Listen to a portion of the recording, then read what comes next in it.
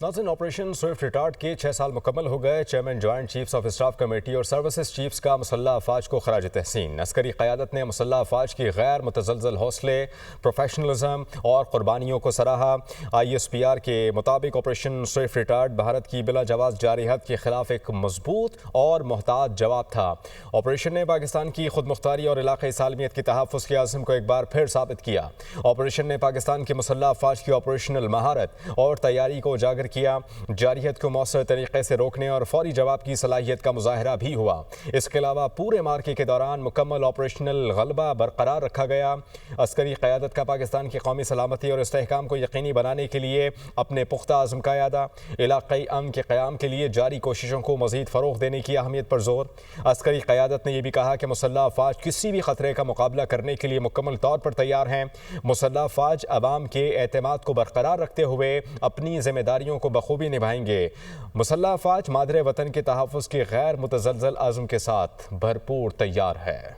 Operation Swift retort से मुताल्लिक आपको update कर रहे हैं। 6 साल मुकम्मल हो चुके हैं इस ऑपरेशन को। Chairman joint chiefs of staff committee और सर्विसेज चीफ्स का मुसल्लह अफवाज को खराज तहसीन। अस्करी क़यादत ने मुसल्लह अफवाज के गैर मुतज़लज़ल हौसले, प्रोफेशनलिज्म और क़ुरबानियों को सराहा। ISPR के मुताबिक ऑपरेशन स्विफ्ट रिटार्ट भारत की बिला जवाब जारहियत के खिलाफ एक मजबूत और मोहतात जवाब था। इसके अलावा ऑपरेशन ने पाकिस्तान की खुद मुख्तारी और इलाक़ाई सालमियत की तहफ़्फ़ुज़ के आज़म को एक बार फिर साबित किया।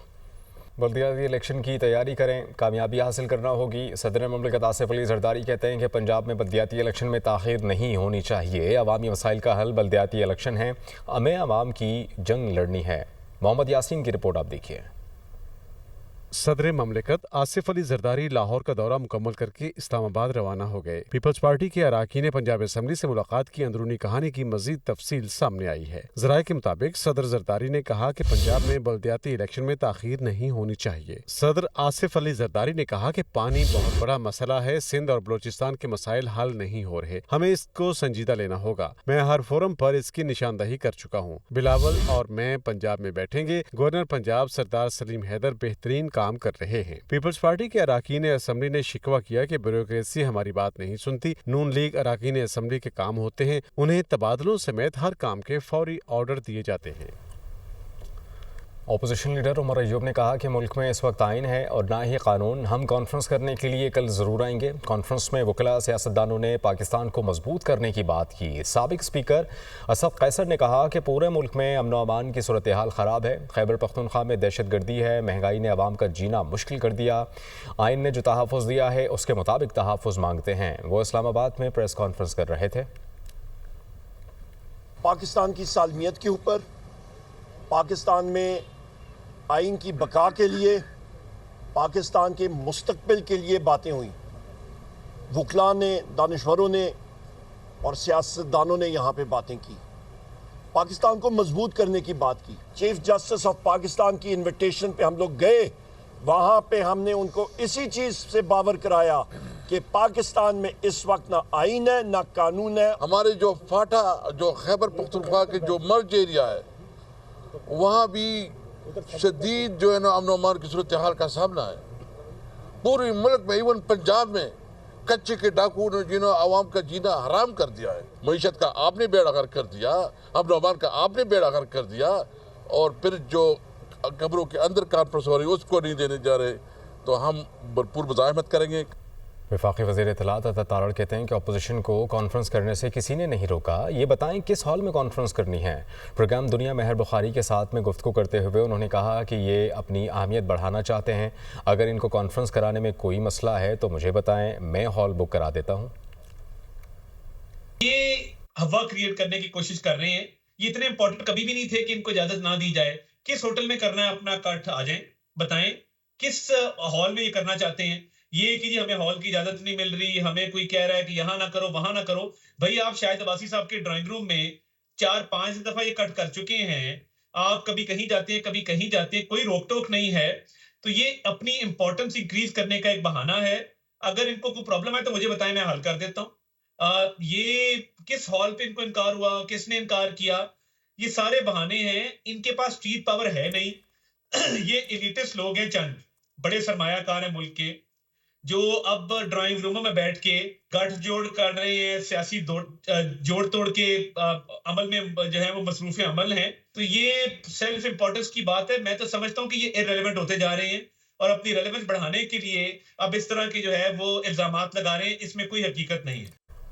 سپریم کورٹ کے آئینی بینچ میں فوجی عدالتوں میں سویلینز کے ٹرائل کے خلاف انٹرا کورٹ اپیل پر سماعت کی گئی. جسٹس جمال خان مندوخیل نے ریمارکس دی کہ 5 ججز متفق تھے کہ سویلینز کا ملٹری ٹرائل نہیں ہو سکتا.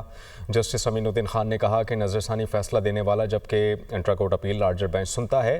لارجر بینچ مقدمہ پہلی بار سن رہا ہوتا، اس لیے پہلے فیصلے کا پابند نہیں ہوتا. جسٹس محمد علی مظہر نے کہا کہ ماضی سے اپیل کا حق مل جاتا تو 1973 سے پہلے آنا شروع ہو جاتی ہیں. اسلام آباد سے رپورٹ دیکھیے.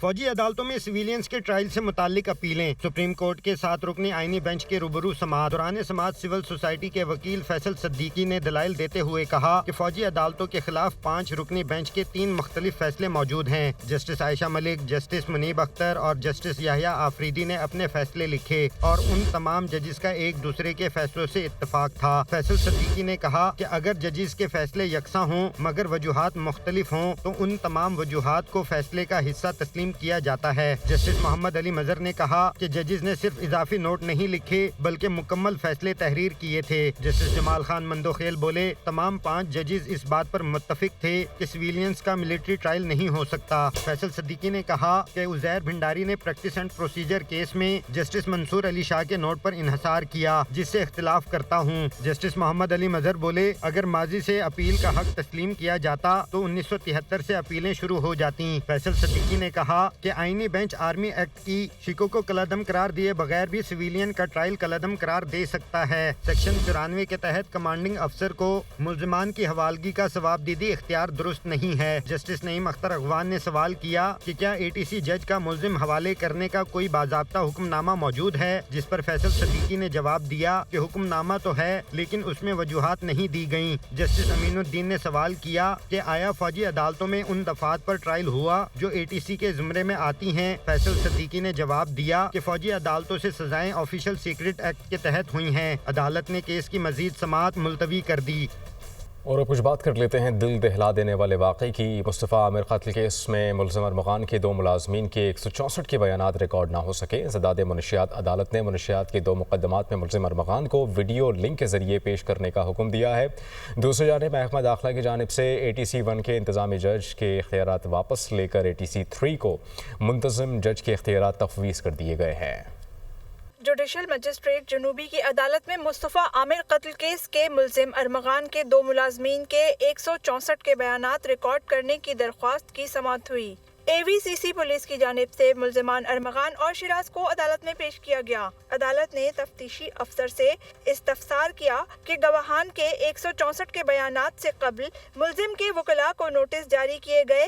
تفتیشی افسر نے کہا کہ ملزمان کے وکلاء کو نوٹس نہیں جاری کیے گئے. عدالت نے تفتیشی افسر پر برہمی کا اظہار کیا اور ملزمان کے وکلاء کو جمعرات کے لیے نوٹس جاری کرتے ہوئے تفتیشی افسر کو کیس کے گواہان کو جمعرات کو عدالت میں پیش کرنے کا حکم دے دیا. انسداد منشیات عدالت نے ملزم ارمغان کے خلاف منشیات برآمدگی کے 2 مقدمات میں ملزم ارمغان کو 18 مارچ کو ویڈیو لنک کے ذریعے پیش کرنے کا حکم دیا ہے. ملزم ارمغان کے خلاف 2017 اور 2019 میں منشیات برآمدگی کے 2 مقدمات درج ہیں. دوسری جانب انسداد دہشت گردی عدالت 1 کراچی کے انتظامی جج کے اختیارات واپس لے لیے گئے جبکہ ATC 3 کی عدالت کو منتظم جج کے اختیارات تفویض کیے گئے ہیں. مصطفیٰ عامر قتل کیس میں ملوث ارمغان کا ATC 1 سے ریمانڈ نہ دینے کا معاملہ سامنے آیا تھا. اس حوالے سے محکمہ داخلہ حکومت سندھ نے سندھ ہائی کورٹ کے احکامات کے تناظر میں باقاعدہ اعلامیہ جاری کر دیا.